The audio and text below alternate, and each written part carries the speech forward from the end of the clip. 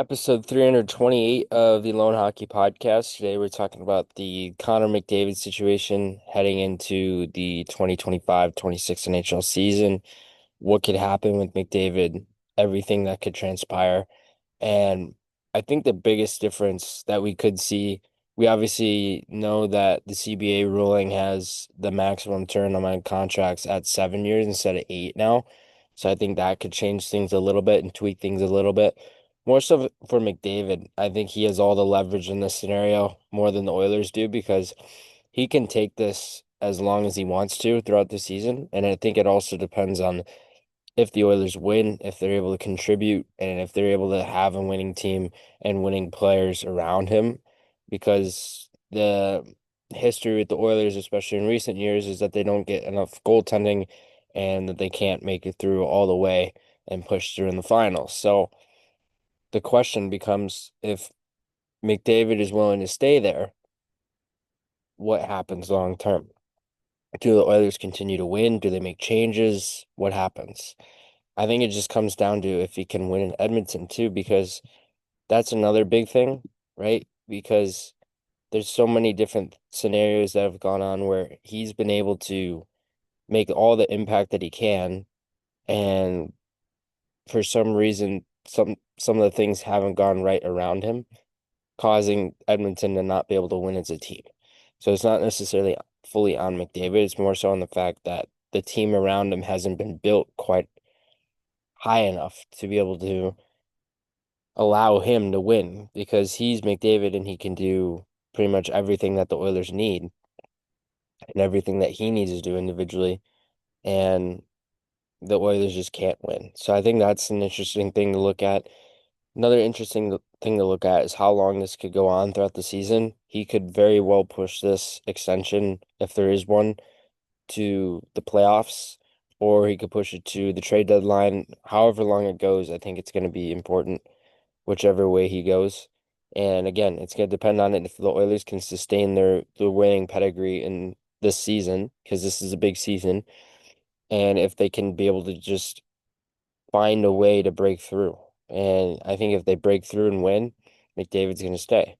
I think if they have somewhat of a mediocre year and somewhat more of a down year compared to recent years that they've been to back-to-back finals, that's going to hurt their chances of keeping him a little bit, I would think. I know he's going to be loyal to the Oilers. He's been with them for 10 years now. He's been with them through so many different situations, the good, the bad, the ugly. He's been through everything. He was drafted at peak rebuild, and the Oilers are at a peak rebuild when he was picked. Now they're at a point where they're one of the better teams in the league, but they just can't get through that hump in the playoffs. That's their only thing. But certainly they've shown an ability to win. It's just more a matter of how can they do it consistently. But again, McDavid could push this as far as he wants. He has all the leverage and all the power that he can garner in this situation, given that he's won individually at every level for the most part, and he still finds a way to make an impact. He's a regular 130, 140 point guy in the league who just finds a way to contribute offensively all the time, finds a way to take over games, finds a way to take control of possession, and just overall dominant offensive player.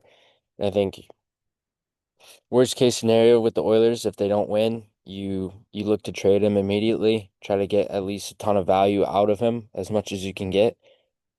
But I don't really expect McDavid to leave quite yet. I think it just more depends on how the Oilers season goes, how everything transpires, and what all plays out with them this season. Because the Oilers still are a little bit of a wild card team, given that they lost a lot of key players in the offseason.